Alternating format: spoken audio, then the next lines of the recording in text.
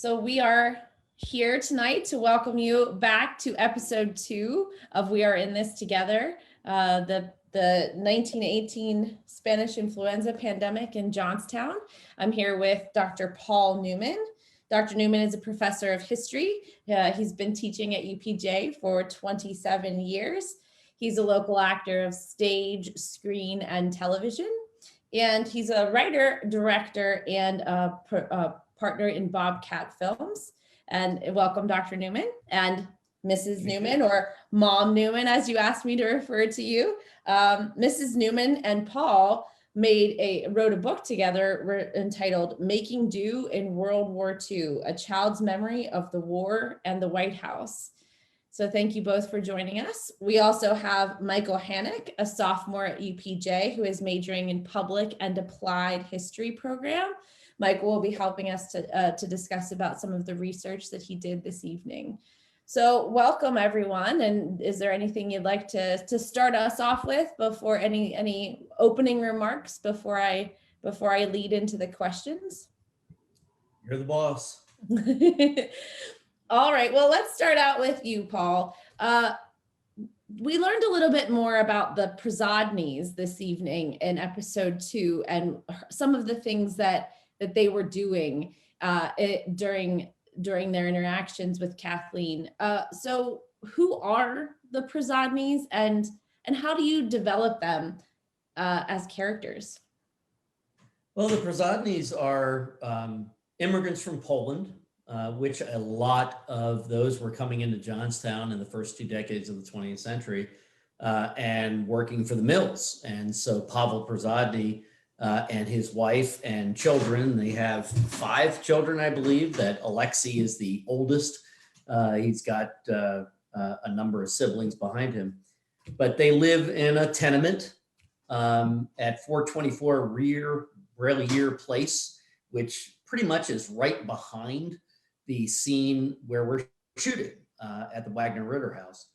And that whole neighborhood, Cambria City, was just absolutely jammed with new immigrants, but also older immigrants. So the Wissenschaft's are people who have lived in Johnstown for a generation, at least Maximilian has. So it's this mixed neighborhood of people of German and Irish and Polish and Hungarian and Russian and Slavic descent that I just decided that the Prezodneys would be be good neighbors for the Wissenschaft's.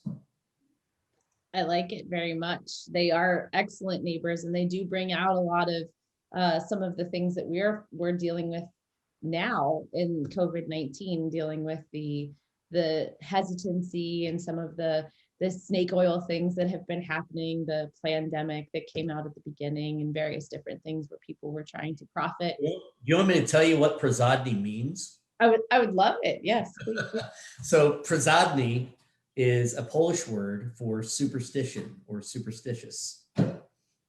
So they are smoking the Hayamai oil, which is a mixture of alcohol and eucalyptus and turpentine, as it turns out, and they also rub onions on their armpits and their feet, which was a real thing during the Spanish influenza. There are people who believe that rubbing onions on your armpits and the soles of your feet would prevent you from catching Spanish influenza. So when they walk in, when Christina walks into Kathleen's house and Kathleen says, "Oh my, the pipes aren't frozen, are they?" That's a real thing, people rubbing onions in their armpits, if you can imagine. Oh my goodness. Well, I forgot to mention at the start of the show that if you're joining us via Zoom, you can ask questions of us in the Q&A. And those of you that are joining us on Facebook, feel free to type your questions in the chat or in the message, and we'll have that relayed here to us so you can ask anyone questions that are here joining us this evening. So I love the fact that the Prezodneys means superstitious, because that's very foretelling about some of the things that you had discussed that they are dealing with now. And speaking of that, to counteract the superstitiousness associated with various different spreading of the viruses and pathogens, we talked a lot. We saw Kathleen a lot handing a lot of masks out in this episode. She was definitely wearing her mask a little bit more. So for Mrs. Newman, you helped by making the props for that mask. They look very, very authentic. How did you know how to do that? Well, the only thing that I would say that makes them not authentic, they would have had cord strings.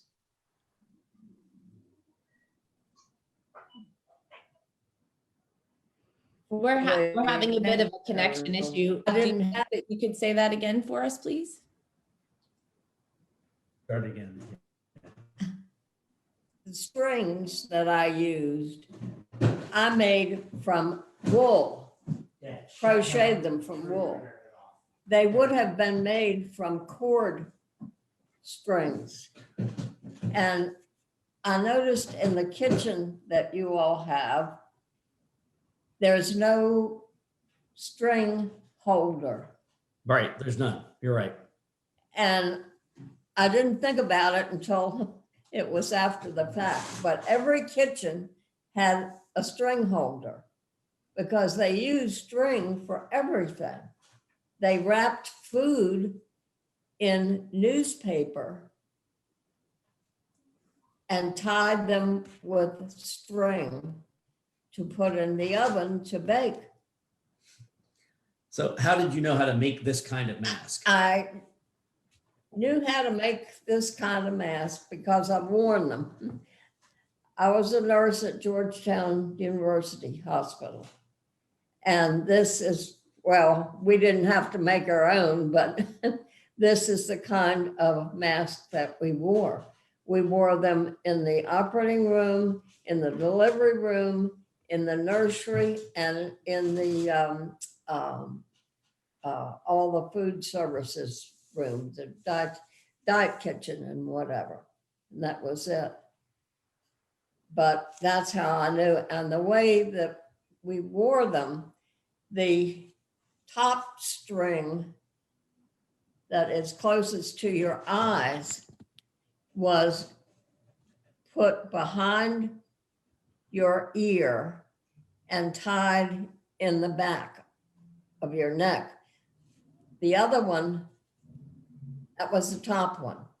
The lower string was tied at the top of your head, over your ear.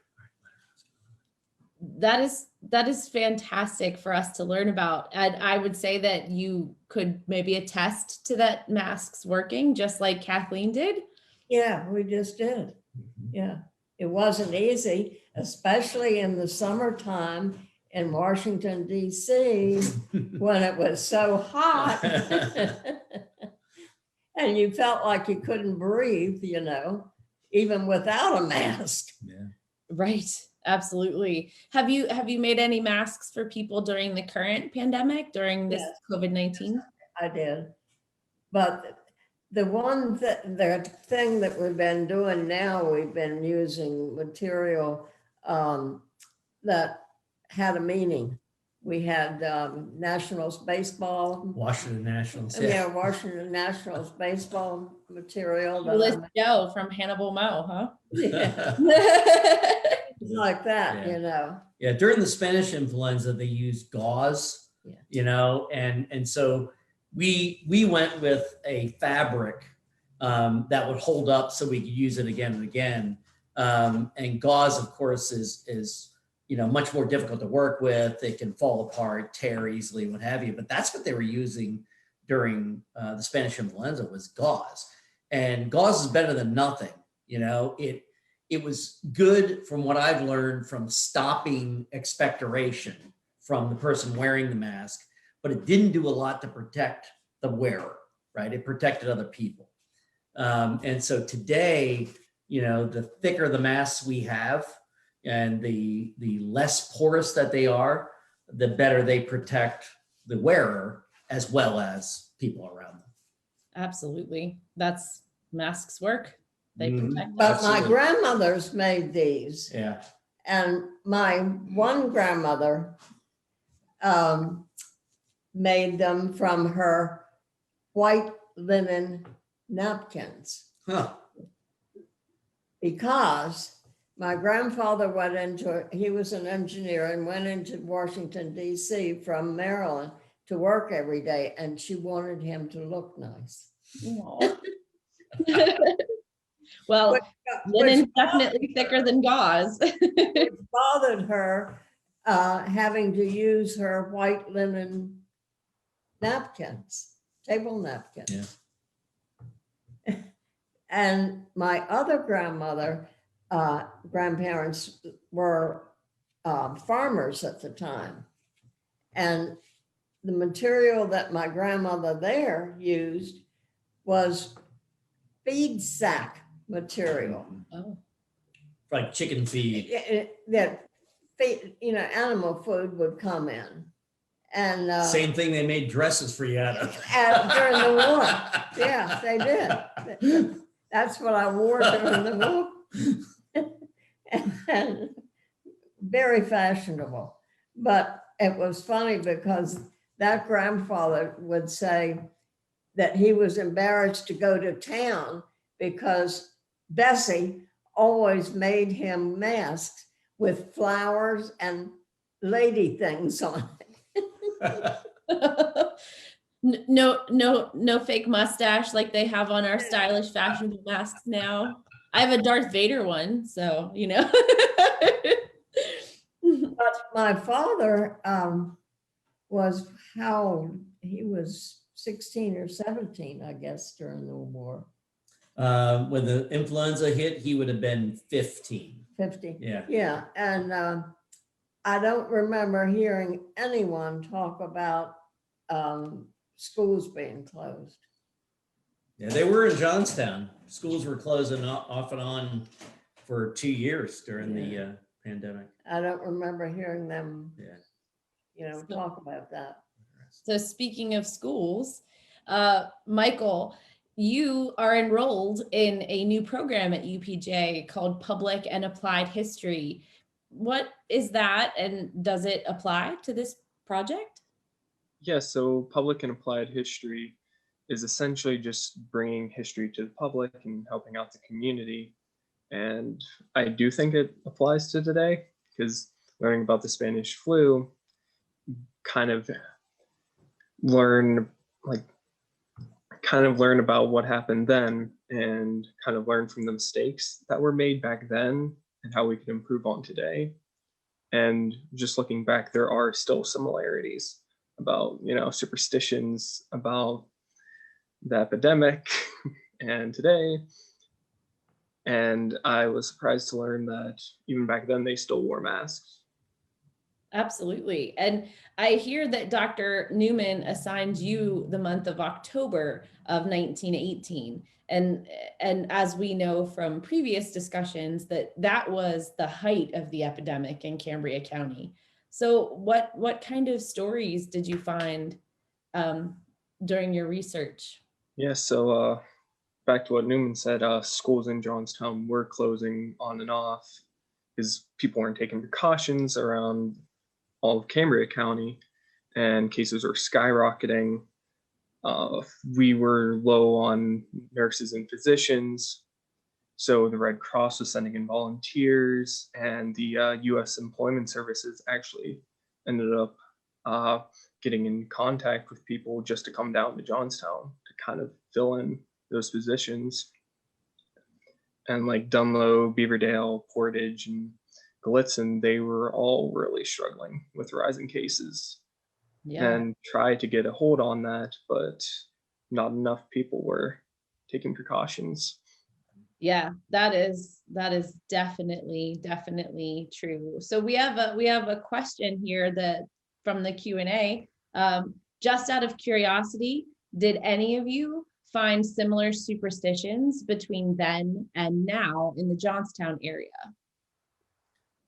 Well, I mean, when you think about some of the things that were being purported to be cures, Lysol and bleach and things like that were being bantied about last spring, but also even drugs that were, that are approved for other things like hydroxychloroquine, which, it's a fine drug to use against malaria, but has absolutely no efficacy whatsoever for COVID. All of those kinds of things, it seemed like they were coming out every week. Last April and May, we were hearing, and I remember thinking, man, that's just why would anybody, purport such things? And then now looking back into 1918, it should not have come as a surprise to me because we were seeing it over and over again in 1918 and 1919.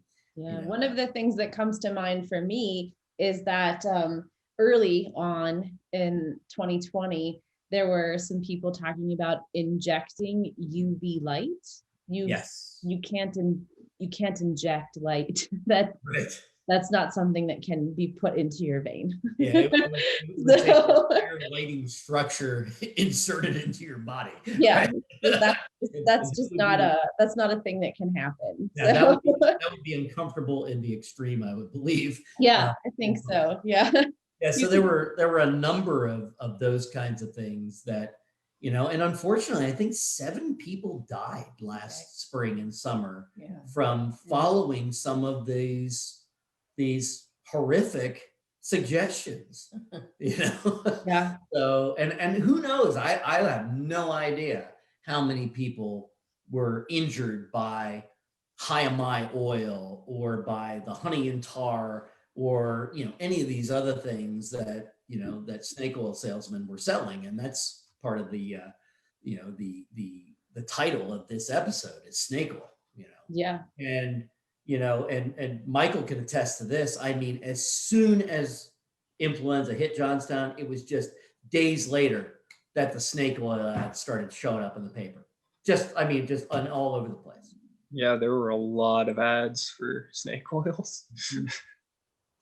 And were there any that you found particularly interesting, Michael? Any that stood out to you? There's this one, I don't remember the name, but it was like a cream that you'd rub on your throat that was supposed to prevent catching it in general. But yeah, it was... Yeah, interesting. Probably the best ads that were the most honest about what they would do. Yeah, my mother sees your cat. She couldn't help my mother's a cat lady from way back. But probably the best ads in terms of being honest about what it would do and helping people was Vicks Vapor Rub, right? And the Vicks ads were amazing. They did a great job of explaining to people what the disease was, how it spread, how transmission worked. But then they said, like, what this will do for you is ease the pain that you have, because you would rub it on your chest or your throat and inhale it, and the Hyamai oil had eucalyptus in it, but you had to smoke it and it had alcohol and turpentine. Vicks Vapor Rub, of course, didn't have any of that. And you would inhale that eucalyptus oil and it would ease your pain, open you up, and that's all it said that it would do for you. So, my esteem for Vicks has only risen, being a child whose mother rubbed Vicks over his whole body for about 10 years in his childhood. It has risen even farther because they were being honest. I think that was really something admirable at the time. Okay, well, let's circle back to that honesty thing there. There was a story about poor Pavel. Kathleen was discussing something that was truly genuinely awful that happened to him. Did something like that actually happen, or did that come from your brainchild? Something like that actually happened. Let me share my screen real quick, and I should be able to show it to you. And here it is. Let me see if I can blow this up at all. And I'm not seeing where I can, but I'm sure there. But anyway, here's the newspaper article that led to that story. Would not buy bond, given tar, feathers and cement also made up coat given alien marched through street. So this is a real story about a Hungarian immigrant to Cambria City, whose name was Joseph Kashekta. And poor Joseph, on the 27th of September, 1918, was, in the middle of a war bond selling event at Cambria Steel. And for whatever reason, he did not buy a bond where most other employees were pledging, and they weren't buying them, they were making pledges, right? Most other employees made a pledge to buy a bond. Joseph hadn't. Now, Joseph is described as an alien, which means he's come into the country probably within a year or so, has not taken the oath to become a citizen of the United States. And he's from Hungary. How he made it out of Hungary and to Johnstown in the middle of the war is a mystery to me, but he did, right? So he refuses to pledge, probably because he doesn't have any money. He's probably got a wife and kids. He's probably at the bottom of the totem pole and can't make the pledge. So a group of patriotic Cambria Steel employees threw him in a cement box, coated him in dry cement first, then tarred him and feathered him. And they marched him from Cambria City into the city of Johnstown, into downtown, marched him up Main Street, all the way to Adams, back down Washington Street, and then up Market Street until they got to City Hall. And by this time, the crowd that was jeering and throwing things at him and singing patriotic songs, the crowd at that point reached over 1,000 strong. And they ended up forcing him to kiss the American flag on the steps of City Hall. This on the 27th, the next day, the 28th, was a massive Liberty Loan war bond drive selling event throughout Cambria County. These two events together were the super spreader event that Johnstown, remember the first cases hit 4 days before on September 23rd. And it was out of this that you saw an explosion of cases where people are packing in, coming together. The next day, the 28th, every single town in the entire county had parades, speakers, sing-alongs, patriotic sing-alongs, all trying to get pledges to buy war bonds. So that was the 27th, 28th of September. And by the 1st of October, 3 days later, the headlines were horrific. Hospital overrun, people dying in their homes, just massive outbreak. And this is how it starts. And so poor Joseph Kashekta, when I saw the ad or saw the story, it didn't surprise me because I know stories from other communities that are more well known. When I teach my World War I lecture in my history class, I talk about Robert Prager, who was a German from St. Louis. St. Louis is full of Germans, right? They started migrating there in the 1840s. And this poor kid, Robert Prager, in 1917, went to the Marine Corps recruiting office to fight, just like Max Jr. Wissenschaft, right? So Robert Prager goes to the Marine Corps office and he's told by non-German Americans to get out and not to come back. And he's walking home when some of those Marines, along with the Ku Klux Klan, took poor Robert Prager and put a rope around his neck and hung him from a light post, right?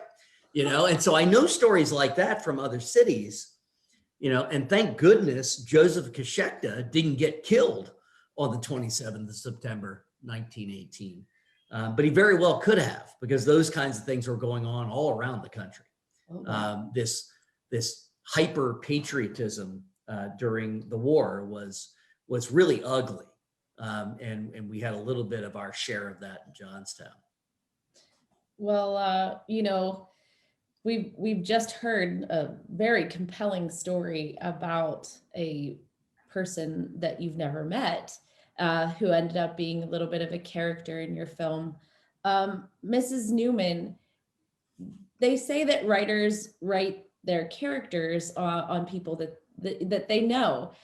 Is there any of you in Kathleen Wissenschaft, maybe? Do you think? Any what? Is there any of you in Kathleen Wissenschaft? Might be, that's for sure. Yeah, man, when I was directing Kate, I would tell her again and again, I said, you're the field marshal, be the field marshal, right? You know, you got to run this army, and that's who this woman is. And that's what you learn in nursing school, you know, at least in the 1940s and 50s. Yeah. And I think it's still some of what is Well, taught today. Yeah, You can't erase that no. because it's history and that, you know.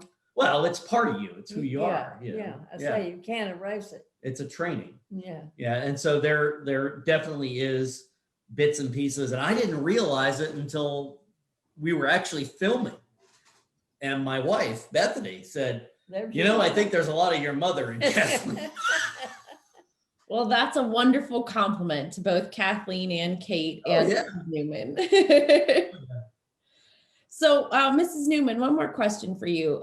Do you know of anyone in your family who may have been sick with the Spanish flu? Any family lore? Yes. My grandmother, for one, and the reason how she contracted the disease, my grandmother and grandfather lived across the road from my grandfather's brother. And his wife, who was pregnant with her, I think it was her third child, anyhow, contracted the flu. And my grandmother went over to stay with her and help her. She was 8 months pregnant. Yeah, she 8 was. plus. Yeah, she was ill at that time. And of course, we had no antibiotics, nothing. There were so many side effects of the flu then that, thank the Lord, we don't have now, which has helped the, people that have contracted it. But anyway, she went over and took care of her.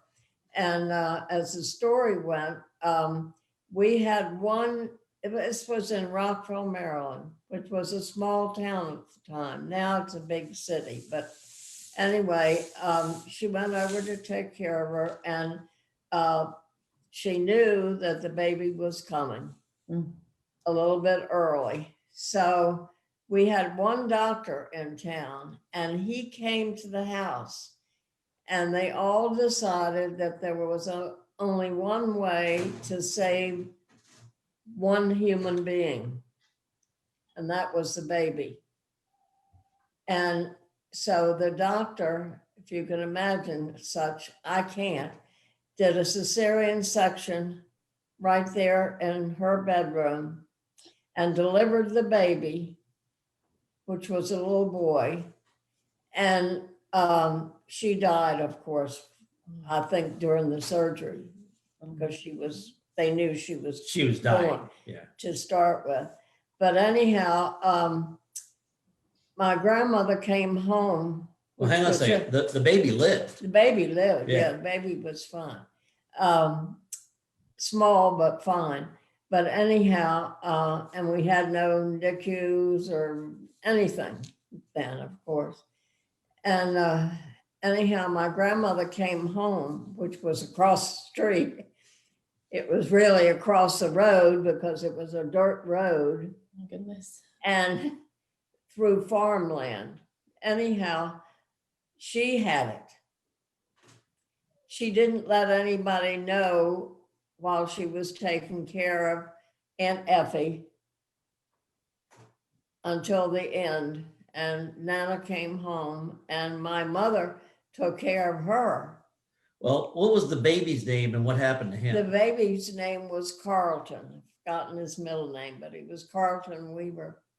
And anyhow, my mother took care of her mother, which was my grandmother. And Nana survived it. Well, thank what goodness. became of Carlton? Yeah, I'll tell him. I can't go too All right. far ahead. Be quiet. All right. Behave yourself. I love the family dynamic. It's wonderful. Anyhow, Carlton was about the same age. Well, they were born the same, I guess they were 2 years difference in my mother's younger brother. And as I think I told you, it was farmland where they lived.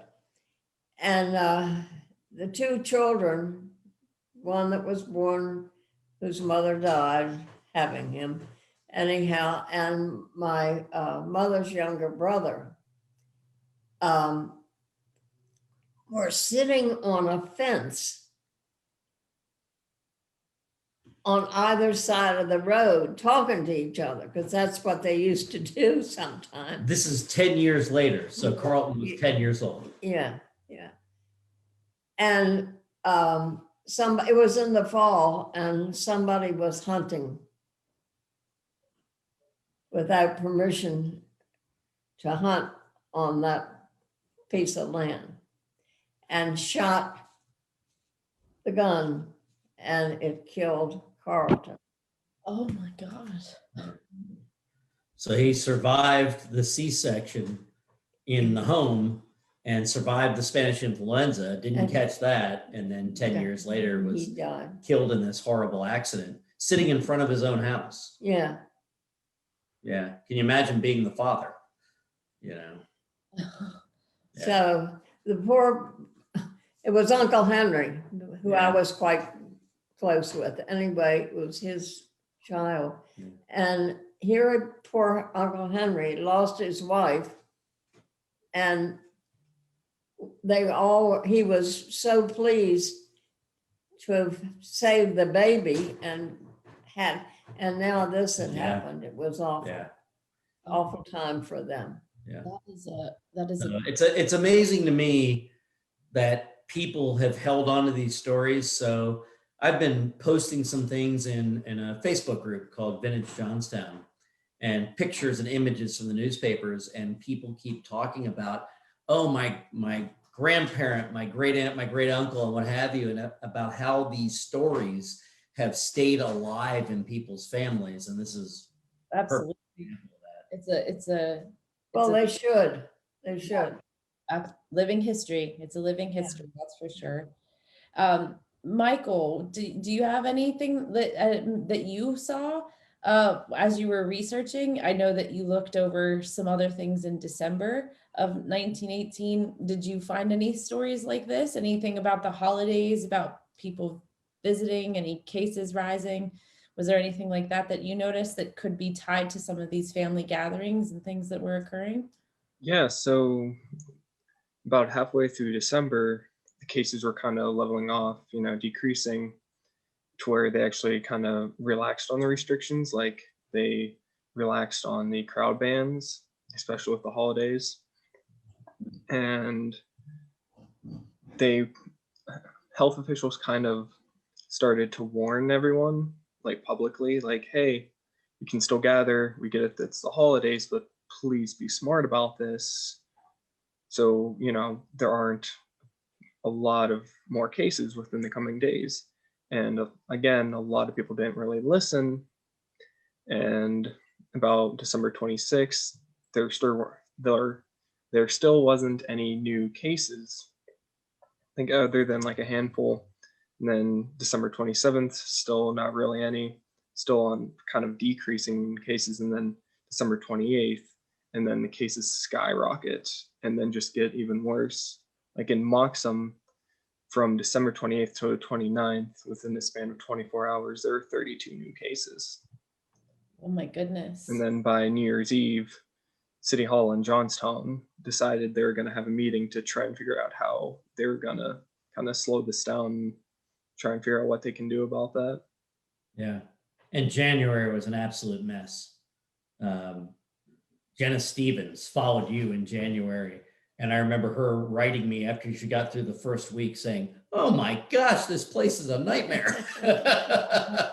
Yeah, I mean, Yeah. we've definitely seen the waves come here over and Yeah. over again with the current pandemic and just continual. I mean, these family stories, the tragedies that are occurring then that occurred now, there's a lot of parallels.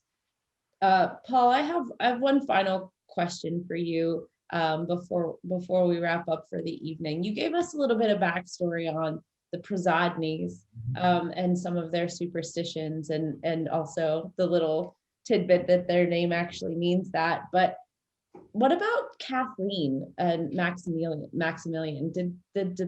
How did they meet? What's their backstory? Where did they come from? That's a good question. When I started to work on the script, I decided that I had to create a universe for them. I had to know who they were, who their parents were, who their extended family was, right? And so I went back 2 generations with each of them, kind of building a history. So Maximilian, his family, Germans, end up coming to Johnstown, coming to America during the Civil War. Happens a lot of German immigration actually between 1861 and 65. And a lot of Germans would come over, being promised jobs, and they would actually be signing paperwork to join the Union Army in 1862, 63, 64. And so that's how his family ended up here, a couple of his older cousins. And so he ends up coming over just after they kind of chain migration pull him over. And so he's been here, right? Or his parents come. He's born in the United States, German American. Kathleen, on the other hand, she comes here as a kid. She's 12, 13 years old when she arrives in the early 1880s. And she comes into Johnstown, and she's here for a couple of years when the 1889 flood hits. And she ends up volunteering with the Red Cross, seeing and meeting Clara Barton, right? That's why she's so enamored with her. And she goes to work at Conemaugh Hospital once she graduates from high school and wants to be a nurse. And she is a nurse, but she's at the bottom. And Maximilian works in the mill, suffers a burn injury, goes into the hospital. They meet that way and fall in love, right? And all of a sudden, she's getting married and loses her job because you couldn't be a nurse and be married in the 1890s. And so she has to give up her job. And so she gives up her job. Max Jr. is born. She loves Max Jr., right? He's her favorite child. And then 5 more follow, probably with a miscarriage in there, maybe even a stillborn, maybe a child that's born that doesn't make it, because that's a normal thing in the day. But she loves Max Jr., happy with him. The rest of them, maybe not so much. She gets bitter, that her life, this life that she had thought she could have, doesn't happen. And so her least favorite child is Colleen, the oldest girl, because what Colleen is doing in 1918 is she is working for women's suffrage. She's going to go to Conemaugh Hospital, be a nurse. Now you can be married and be a nurse and not get fired, right? And I think that Kathleen is jealous. And so, she barks at Kathleen all the time. She fawns over Max Jr. And the other kids like Gunter. She finds Gunter amusing, right? Because Gunter is one of those goofy kids that, he's a class clown. He's, always, breaking up and what have you. And so when she finds out that the Boy Scouts are going to be asked to help, to serve at the hospital, which was a true thing, they were actually calling the Boy Scouts to go help. She's like, Gunter, you got to be kidding me. This kid can't help himself. How's he going to help anybody else?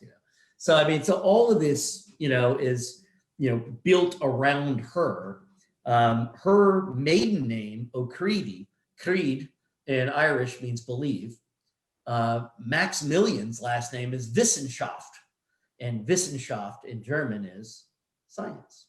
So And so, yeah, and from Wissen, right, we get wise. So when Max Jr. wants to go and join the army to go fight, he has to change his name from Wissenschaft so he doesn't end up like poor Robert Prager, right? And so he takes the name Wise, right? So that's who these folks are. Oh, I love the marriage of belief in science. That's fantastic. I thought you would. We do have another question. What would you say is the biggest similarity that really struck home with how the pandemic was handled in 1918 via how it's handled now? Oh, I would say, and I'm so proud of the city government and the county government in Johnstown and Cambria County, but also of the newspaper, that the city and county authorities and the newspaper work hand in hand to try to get good information out to people and to try to convince people to wash their hands, to wear a mask, to socially distance, and try to use science to reason with people. Now, of course, it didn't work all the time. There are always people who will be skeptical, if not downright ornery, about these things. This is well, or whatever. But this has been the way forever. But I'm very, very proud of my city and the newspapers for behaving in the ethical way that they did. And I saw, over and over again in the last year, U.S. CDC and health authorities and local authorities and the state, of course. Levine, our state commissioner of health, who's now working with the federal government. I was so proud of what they did, and of our newspaper, of the Johnstown Tribune-Democrat, working so hard to get good information to people. And man, lo and behold, has it paid off. You look at Cambria County now, I think we're number 7 among counties in the state for vaccination. We have a 40% vaccination rate, and that is fantastic. Yeah, right. To the Tribune-Democrat, we must. Absolutely. I'm just absolutely in awe of their work, and very, very proud. So that's a real positive. I found out that they were award winning. Actually, our local newspaper won quite a few awards. Deservedly so. Absolutely. So I mean, I could give you a million negatives, but that's a really important positive that I think has to be played up. Well, I think that it shows that Johnstown then and Johnstown now knows how to stand together. We are all in this together, and we were all in this together. I agree. So this has been absolutely wonderful. I feel like I was sitting in your living room. This is Newman, and it's been great. I really appreciate this. Michael, thank you so much for everything that you have contributed and all of the hard work that you did to get some of that background information. And Paul, as always, this project would not be without your creative genius. Great job, Michael. Thank you so much for you and for all the other students in public and applied history for all the work you did. Because we never would have been able to do this without you. Great job. I would also like to thank the University of Pittsburgh at Johnstown for their support with the grant funding for the year of engagement, and specifically Dr. Spector for matching those funds, and In This Together Cambria, as well as the Tribune-Democrat for all of the help that they've been giving with this particular project. So I hope you have a wonderful evening, and please join us at the same time next week for our next installment, episode 3. It gets really crazy in episode 3. It all hits the fan. But we will have to wait until next week to see the next installment. Thank you for joining us, and we'll see you next week. Thank you. Bye. Bye.